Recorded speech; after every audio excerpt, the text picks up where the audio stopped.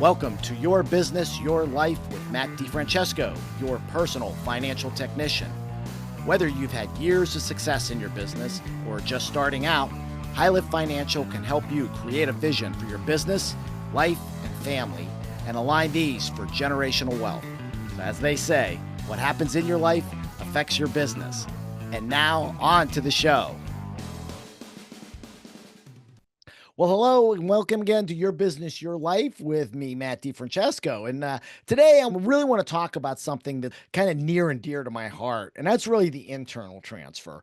Selling to a consolidator or to a third party is really on a lot of people's radars. And it was actually interesting. I was talking to my podcast producer, Hannah, just before this, and we were talking about, I put in a presentation request at one of the conferences to speak, and they rejected it. And then they came back and asked me, wanted me to invest in a booth. And I sent them a politically correct email, basically saying, look, you know what? First off, I think it's short-sighted because my role is to really help shop owners to plan on what that post-shop life is going to look like. And, everybody's going to exit their business at some point, whether it's death, disability, retirement, business dispute, divorce. I mean, there's a number of issues that are out there. And so I think it's short-sighted for them to look at that. And their reasoning was, and I found out this kind of through the grapevine, was that the board didn't want to see these shops sell. And I think that's one thing that most shop owners don't think about, is that just selling to a third party is not your only option. And a lot of times it can be one of the worst options too, because think about this. You've been building this business for 20, 30, 40 years. All right. It's been a baby to you. It's been as much of a kid to you as your own kids. All right. You've birthed it, you've nurtured it, you've helped it to grow. And again, just kind of letting that go can be very traumatic. And, I've said this on other podcasts. The Exit Planning Institute does a study every year, and it consistently shows that 75% of business owners, after a year of exiting their business, regret the decision because they've never really planned what that post-shop life looks like. But one of the things, and I get this a lot of times, is shop owners say, look, my kids aren't interested in the business, okay? And my key employees don't want to take it over. Well, have we really dug deeper to see what the reasonings are for that? Because in a lot of times they never have, and they don't really understand some of the reasoning. And this could be one of the challenges to trying to do an internal transfer, whether it's to your kids, to any other family member, or to key employees. And so I want to talk a little bit about some of the challenges and the solutions to these, to doing an internal transfer, because like I said, and I talk about this a lot in the talks that I do, my hometown, we have, and I'm going to equate this to the hardware business. So we have our Home Depot, we have Lowe's, and then we have Bentley Hardware. And Bentley Hardware is the 75-year-old third generation family hardware store. It's the old type that has the narrow aisles and you walk through and nuts and bolts, but somebody always meets you at the door. Hey, what can I help you with? And I'm saying, here's what I'm looking for, or I've got this job. I need to fix my kitchen sink. It's a Moen faucet and I can't figure out why it's still leaking here. And they'll literally walk you through the aisles and say, well, you need this, and here you're going to do this and this, and they'll literally give you directions on how to do it. And I see the independent shop as being a similar type of thing. And so, again, that's why I'm kind of passionate about it, because I love the idea of family legacies. I love to see how we can make businesses grow from one generation to the next. But again, what are some of the challenges? Well, probably the first challenge is my kids aren't interested, or my key employees aren't interested. And it's like I was saying, why aren't they interested? What most shop owners don't understand is, and you've got to understand this yourself, we're baby boomers, okay? And baby boomers, we are willing to work 60, 70 hours a week, and we wear that as a badge of courage, okay? A badge of honor. Like, look at me, look how much I work. The next generation, whether you look at millennials or Gen Z, they don't look at things that way. Okay. It was interesting. I have a young girl that works with me, 26 years old, and we were talking just about this idea of their generation. And she made the comment like there's parallels between the baby boomers and Gen Z in the fact that they've gone through a lot of like world trauma. Baby boomers went through two world wars, they went through a Great Depression. Gen Z has gone through, well, they were babies when 9/11 hit, but again, 2008, the market crash there. They've gone through, the latter parts of the Iraqi war. They've gone through COVID, so there's some similarities that are there. But I think what the big difference is that, our generation, we never had to deal with school shootings. Okay. We never had to deal with, the different gender issues that are out there. I mean, there's a lot of these threats. And so Gen Z typically says, look, I'm willing to work hard, but I don't know if I'm going to be able to retire. They don't know if Social Security is going to be around. They don't know if, what's happening in our political climate is going to all of a sudden make it unaffordable for them to ever be able to retire. So they want to have some lifestyle now. And I think that's a very valid thing. And so, one of the things we've talked about, and I know I've talked about this with Mike Anderson, I've talked about it with a lot of the people out in the industry, is that we need to start thinking outside the box on how we work. It was funny when I was at the Northeast show, one of my service associates was helping me in the booth, and she's 24. And I asked her, I said, if you had the option of working 5 8-hour days or 4 10-hour days, which would you take? And without hesitation, she said 4 10-hour days. Okay. Why can't we operate our shops that way? Okay.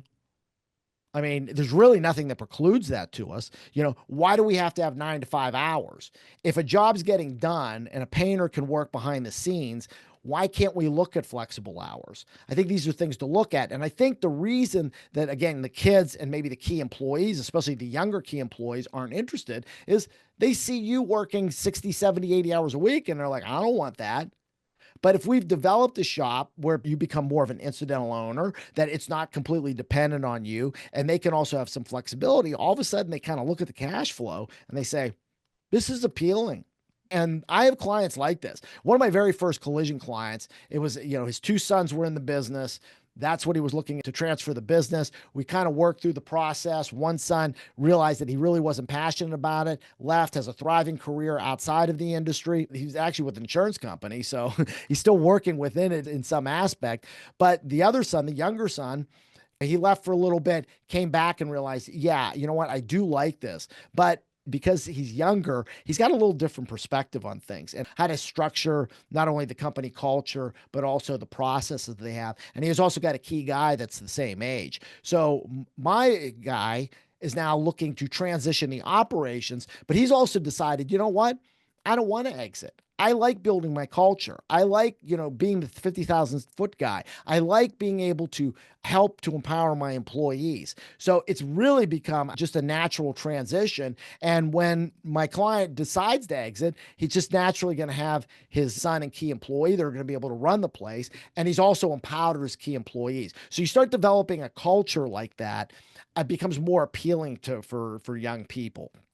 And again, this is whether it's for key employees or whether it's for family members.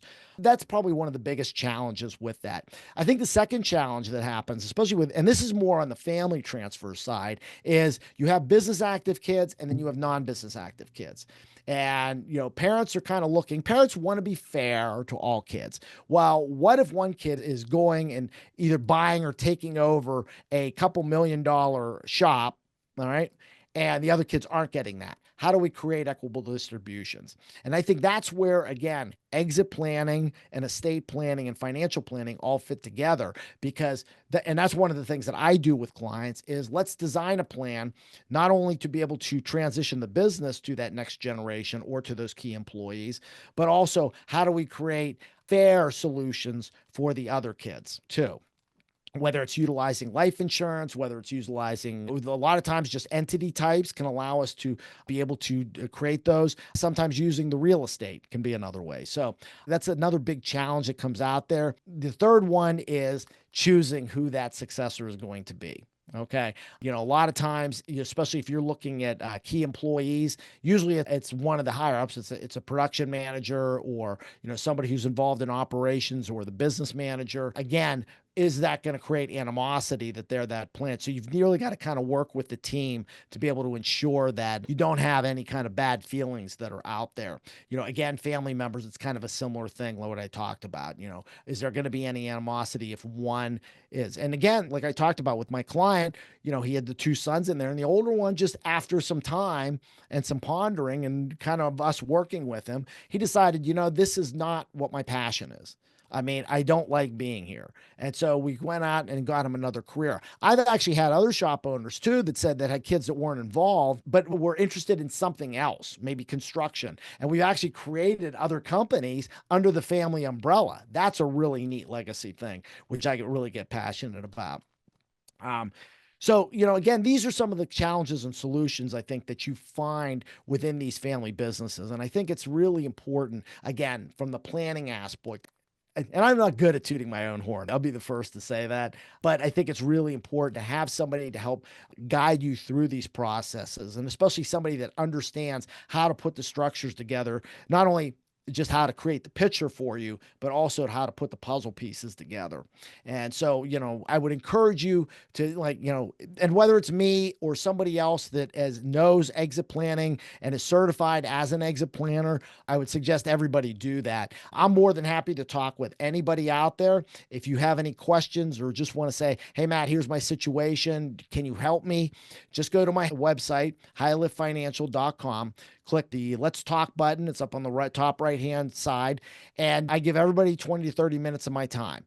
And again, one thing I always promise is even if it's not a fit or I can't help you, I promise to get you pointed in the right direction. So with that, really, I mean, let's start planning our futures and really looking to create the outcomes that we want. And it's not perfect, but the more we plan, the more we can navigate the challenges that we face. So with that being said, I want to thank you for listening to Your Business, Your Life with me, Matt DiFrancesco. If you've not subscribed to this podcast, please click the subscribe button below. That way, when a new episode drops, you'll get it on your device. If you're listening on, iTunes, Spotify, Anchor, wherever you're listening to this, YouTube, please give us a 5-star review. That way we move up on the charts and we can get great information to more people. So again, I would just want to thank you for listening to Your Business and Your Life. Take care and God bless. Hey, I really want to thank you for listening to the Your Business, Your Life podcast. If you want to be notified when new episodes become available, click the subscribe button below.